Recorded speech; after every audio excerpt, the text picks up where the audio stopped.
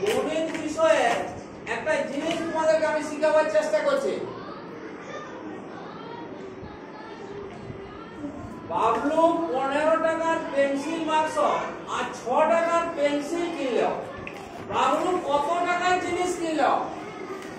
অথবা আমি অরিজিৎকে প্রশ্ন করব, এই যে এইখানে বাবলু 20 টাকার বেশি জিনিস কিনেছে না কম জিনিস কিনেছে? জোরে বলো। 20 টাকার বেশি জিনিস কিনেছে। আচ্ছা, এই অঙ্কে কি করতে হবে? যোগ না বিয়োগ না গুণ না ভাগ? যোগ করতে হবে।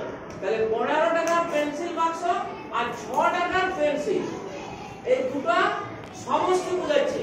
হ্যাঁ, 15 টাকার পেন্সিল বাক্স আর 6 টাকার পেন্সিল, তার মানে দুটো জিনিস। বাবু কত টাকার জিনিস কিনল? তার মানে ওইটা সাথে এইটা কি হবে? জোরে বলো, জোরে বলো। যোগ হবে। তাহলে সেই যোগটি আমরা এখানে দেখাচ্ছি। একক দশক বান্ডিল কাটে।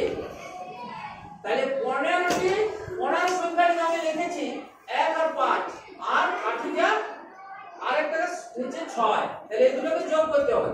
তাহলে আমি এখানে শুধু অঙ্কটাই লিখেছি।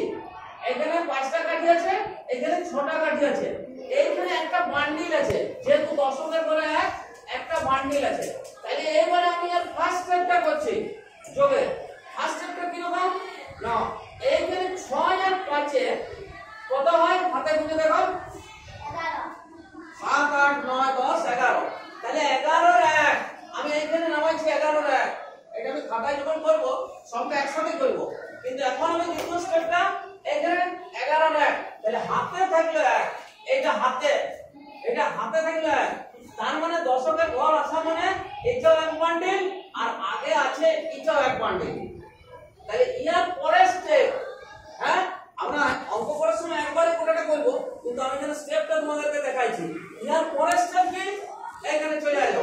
তাহলে আমাদের এখানে 11 আর 1 হয়ে আছে। এইবারে কি আছে? এখানে আমাদের 1 আর 1 এ 2, 1 আর 1 এখানে 2। তার মানে এখন আমাদের কি হলো?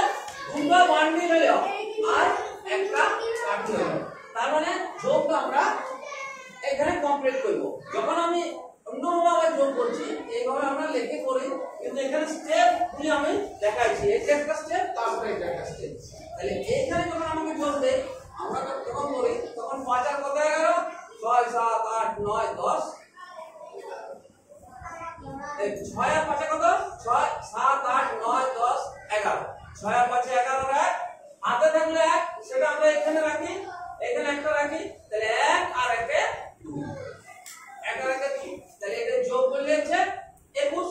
তাহলে বাবলু 21 টাকার জিনিস কিনেছে। তাহলে বাবলু কত টাকার জিনিস কিনেছে? 21 টাকা। হ্যাঁ, একটি 15 টাকার পেন্সিল বাক্স আর একটি 6 টাকার পেন্সিল। তাহলে বাবলু 21 টাকার জিনিস কিনেছে। তাহলে এইভাবে আমি একটা উদাহরণ তোমাদেরকে দিচ্ছি, সেটা আমাকে করে দেখাবো। বন্ধ করো।